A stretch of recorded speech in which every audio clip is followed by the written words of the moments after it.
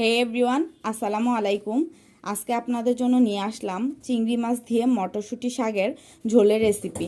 এটা খুবই হেলদি একটা রেসিপি আর খুবই ইয়ামি একটা রেসিপি। আমি খুবই অল্প উপকরণে দেখানোর চেষ্টা করব। আশা করি আপনাদের রেসিপিটা ভালো লাগবে।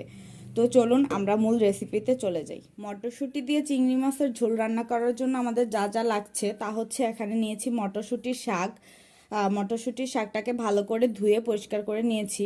আর নিয়েছি এখানে চিংড়ি মাছ। আর লাগছে আমাদের হলুদের গুঁড়া, মরিচের গুঁড়া। এখানে নিয়েছি পেঁয়াজের পেস্ট 1 টেবিল চামচ পরিমাণ, জিরা বাটা 1 টেবিল চামচ পরিমাণ, আর নিয়েছি পেঁয়াজ কুচি 1/2 কাপ পরিমাণ।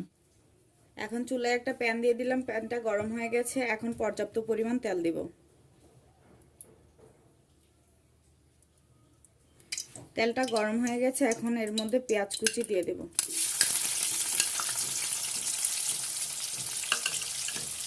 পেঁয়াজটাকে একটু ভেজে নিব।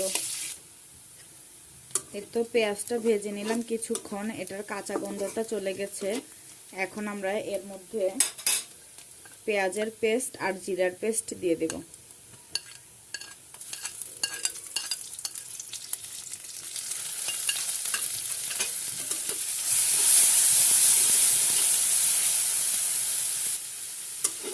এটাকেও কিছুক্ষণ ভেজে নিব, যাতে পেঁয়াজ আর জিরার পেস্টের কাঁচা গন্ধটা চলে যায়।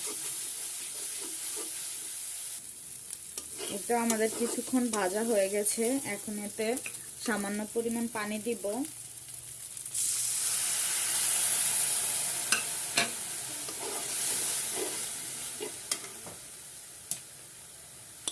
পানিটা দিয়ে এরপর মরিচের গুঁড়া আর হলুদের গুঁড়া দিব। মরিচের গুঁড়াটা যে যার পরিমাণ অনুযায়ী দিতে পারেন, যে যেমন ঝাল খান। আমি আমার মতো করে দিলাম। এখন এটাকে একটু মিশিয়ে নেব।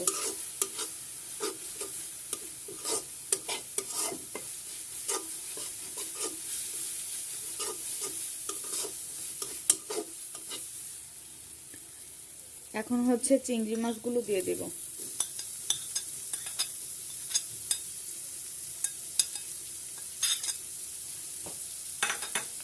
চিংড়ি মাছটা দিয়ে মশলার সাথে কিছুক্ষণ কষিয়ে নিব ভালো করে।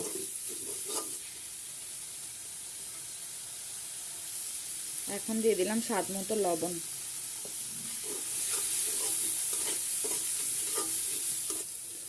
চিংড়ি মাছটা দিয়ে আমাদের কষানো হয়ে গেছে। এখন আমরা এর মধ্যে শাক দিয়ে দিব। শাকগুলি অল্প অল্প করে দিব আর অল্প অল্প মিশাবো, কারণ একসাথে অনেক শাক দিলে এটাতে নাড়তে চাড়তে সমস্যা হবে, আর শাকটা মেশাতে সমস্যা হবে। তাই জন্য অল্প করে দিব, অল্প করে মেশাবো।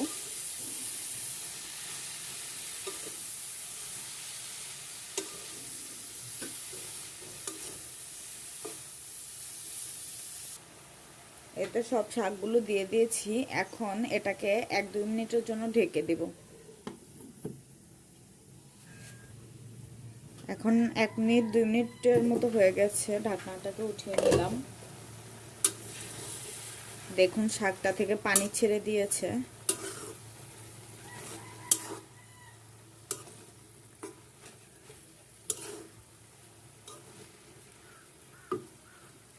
আপনার এই যে চিংড়ি মাছটা আগে কষিয়ে নিলাম, এর কারণ শাকটাতে পরে আর চিংড়ি মাছের একটা কাঁচা গন্ধ থাকবে না। এভাবে আগে চিংড়ি মাছটা দিয়ে কষিয়ে নেবেন। আপনারা চাইলে এই শাকটা দিয়ে অন্য যে কোনো মাছ দিয়েই এভাবে ট্রাই করতে পারেন। আশা করি খুব ভালো লাগবে আর খুবই হেলদি একটা রেসিপি। অন্য যে কোনো ছোট মাছ দিতে পারেন। আর ছোট মাছ যে কোনো মাছের চাইতে চিংড়ি মাছটা দিয়ে খেতে একটু বেশি সুস্বাদু হয়। সো আপনারা চিংড়ি মাছ দিয়ে ট্রাই করে দেখতে পারেন। শাকটা থেকে যে পানিটা বের হয়েছে, দেখুন অনেকটা পরিমাণ পানি বের হয়েছে। আমি কিন্তু এখানে কোনো পানি অ্যাড করিনি। শাকটা থেকেই পানিটা বের হয়েছে। এই পানিটার সাথেই শাকটাকে কিছুক্ষণ কষিয়ে নেব।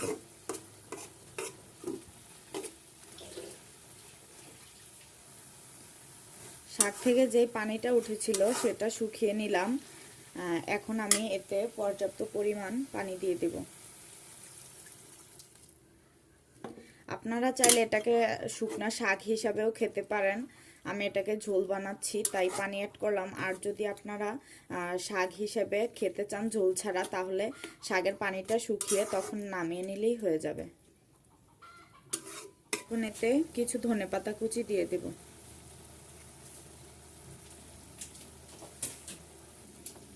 ধনেপাতাটা দিলে হচ্ছে আপনার এটার ফ্লেভার আরও ভালো আসে, এটার সেন্টটা আরও সুন্দর হয়।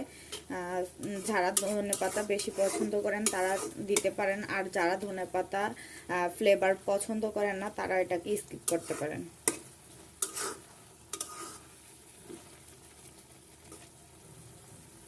আমাদের হয়ে গেল তরকারিটা, এখন এটাকে আমরা নামিয়ে নেব।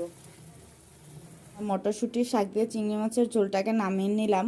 দেখলেন তো খুব সহজে কিভাবে মটরশুঁটি দিয়ে চিংড়ি মাছের ঝোল রান্না করা যায়। আপনাদের খুব সহজভাবে দেখালাম এবং খুবই অল্প উপকরণে আপনারা বাসায় চেষ্টা করতে পারেন। আশা করি আপনাদের খুব ভালো লাগবে। আর এটা একটা হেলদি রেসিপি, চাইলে বানাতে পারেন। আর হচ্ছে যারা আমার চ্যানেলে নতুন তারা অবশ্যই আমার চ্যানেলটাকে সাবস্ক্রাইব করবেন। যারা সাবস্ক্রাইব করেছেন তাদেরকে অসংখ্য ধন্যবাদ।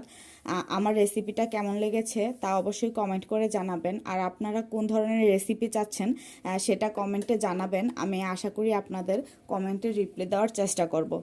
আজকে এখানেই বিদায় নিচ্ছি, আবারও হাজির হব নতুন কোনো রেসিপি নিয়ে। আল্লাহ হাফেজ।